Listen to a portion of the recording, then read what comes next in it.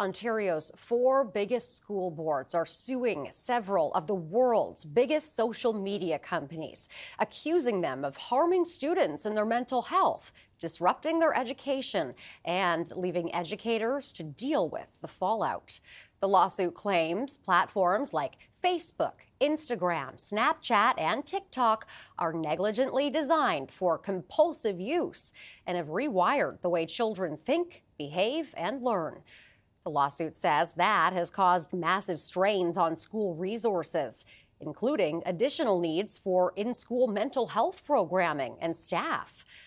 This morning, Ontario Premier Doug Ford said he doesn't think the lawsuit is a good move.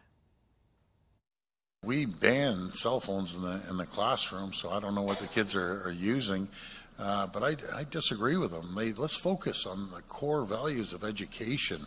Let's focus on math and reading and writing. That's what we need to do, put all the resources into the kids. And I don't know, what are they spending on lawyer fees to go after these massive companies that have endless cash to fight this? And there's mixed reaction from parents this morning on where the problem really lies. Here's what some at a Toronto elementary school had to say about the lawsuit and whether social media sites could be doing more to protect kids. I don't think so, because the freedom of information is there. It actually benefits in a lot of cases. It's just how to govern the use of it, right? And with kids, it's tough. So I think it's about the parents. You got to figure out how to limit their usage and, try to channel them in the right channels of media. I think that, there's obviously a shared responsibility between parents and educators. I think everybody needs to do a better job. I mean, I'm a bit old school in terms of like no phones in the classroom, no phones at home. And I just feel like we've let kids maybe take a little bit too much control on that. And I get trying to take a little bit of that back, but I don't think that suing private businesses is necessarily the answer. And joining me today to talk more about this is Rachel Chernos-Lynn, chair of the Toronto District School Board. Rachel, welcome. Good to have you here.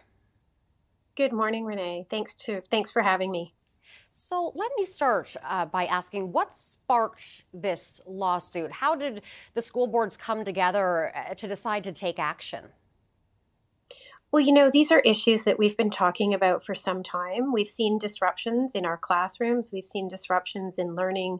We've heard from so many teachers, and it's just been getting more and more and more significant, the experiences that they're having in the classroom. And we've also heard from so many parents about the challenges they're seeing at home.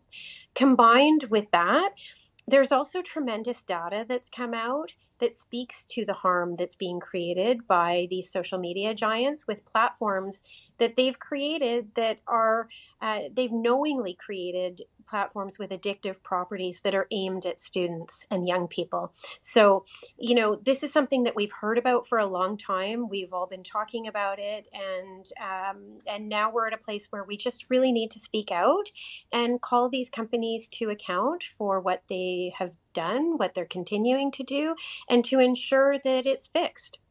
Could you share a little more with us about how you believe social media is negatively impacting young people? So let me give you a few statistics that I'll share. We know that 45% of young people are on social media 5 hours or more a day. That is a significant amount of time that could be spent doing other things, but that's also having addictive properties that's changing how they learn, how they behave, how they think, and how they are emotionally. So that's one piece. I would also tell you that a recent poll from Instagram showed that almost 22% of students aged 13 to 15 report being cyberbullied within the last 7 days. That's a staggering and shocking statistic, and we all need to be concerned about how this is affecting our young people. Now, is this a fight that you think you can win going up against, as Doug Ford just said a moment ago, these giants with seemingly endless resources to fight back? So, It's up to us to stand up for young people. And I just want to be clear with the public. This is not costing school boards money. This has been done on contingency. So this is not costing us to pay for lawyers to fight this. But at the end of the day, what we're standing up for are young people who are being knowingly harmed by companies who have created products for young people that are addictive and harmful. And we see it each and every day in classrooms. Let me give you a little bit of a sense of what we're seeing. We're seeing emotional dysregulation. We're seeing a lack of ability to focus. We're seeing a lot of anxiety and emotional health and well-being challenges that students are experiencing. Cyberbullying, I already mentioned. These are significant pieces that a lot of the harm may be done outside of school, but it's impacting how kids can function in the classroom environment. And what that means is that their learning is impacted because teachers are having to manage all those other pieces instead of getting to the curriculum that's so important for kids to learn, along with all those important social interactions that they need to be having with each other on a very personal basis with everybody back in school. And so what do you say to Doug Ford, who says he doesn't agree with this lawsuit? Well, I think maybe he needs to learn a little bit more about it. I think, the story just broke, so perhaps he hasn't been briefed on everything about it, because I think there was a bit of misinformation on that. And I think if he learned about it, he would probably stand up for kids and stand up for parents and stand up for educators, because what everybody's really focused on is the health and wellness and ability to learn of our students. We all want to ensure students' success and academic achievement, and this is having a tremendous impact on us getting to that goal. So we need to hold these companies accountable and make sure they're part of the solution instead of the problem. And what message are you hoping this lawsuit will send? Well, we're hoping for a few things. We're hoping for compensation for some of the costs that we have been incurring and continue to incur, and those are really extraordinary. But on top of that, we're looking for these companies to make their products safer for students and young people.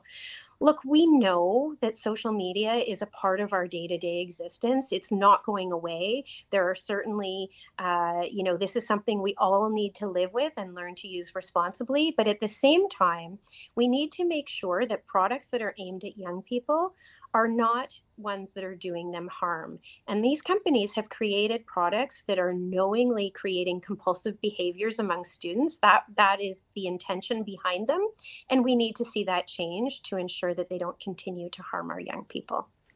Rachel Chernos-Lynn, Chair of the Toronto District School Board, thank you very much for your time today. Appreciate it. Thank you so much. Have a great day.